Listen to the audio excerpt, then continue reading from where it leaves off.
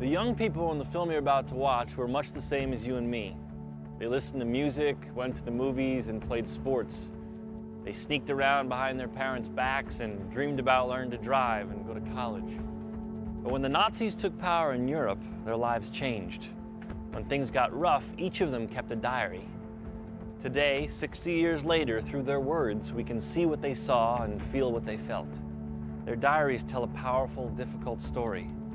So watch only if you really want to know what happened.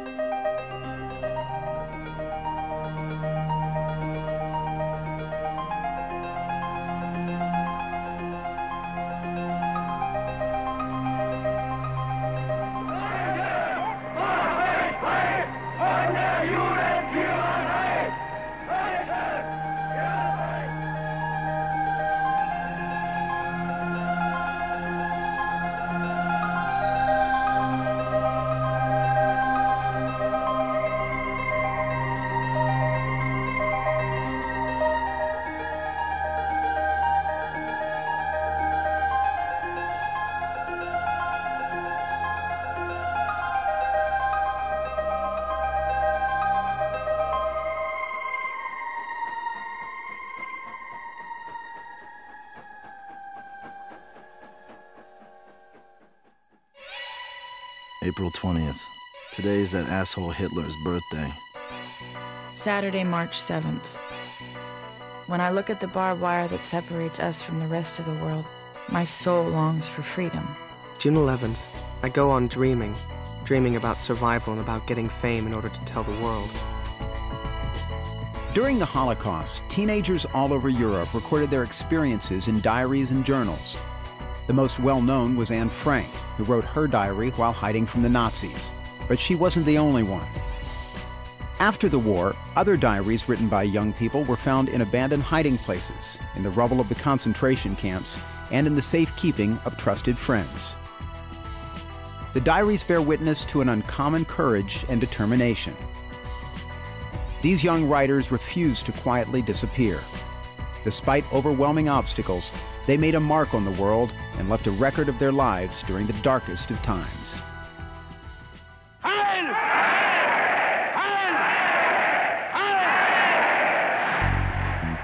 Heil! In 1933, Adolf Hitler and the Nazi Party took power in Germany. They began passing laws limiting the freedom of Jewish people, those they considered inferior, as well as anyone who dared to oppose their views.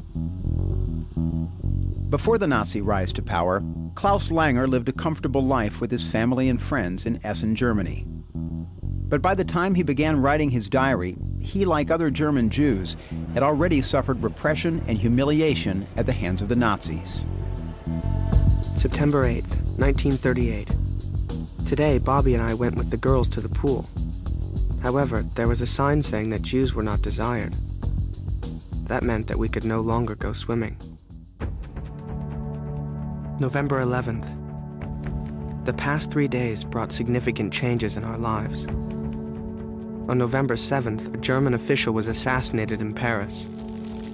On November 10th came the consequences. At 3 o'clock, the synagogue and Jewish Youth Center were put on fire. Then they began to destroy Jewish businesses. During the morning, private homes were also being demolished. At 6:30, the Gestapo came to our house and arrested my father and my mother. My mother returned after about 1.5 hours. Dad remained and was put in prison. In the middle of the night, the stormtroopers smashed windows, and they demanded to be let into the house. Allegedly, they were looking for weapons. After they found no weapons, they left. After that, no one was able to go back to sleep. I shall never forget that night.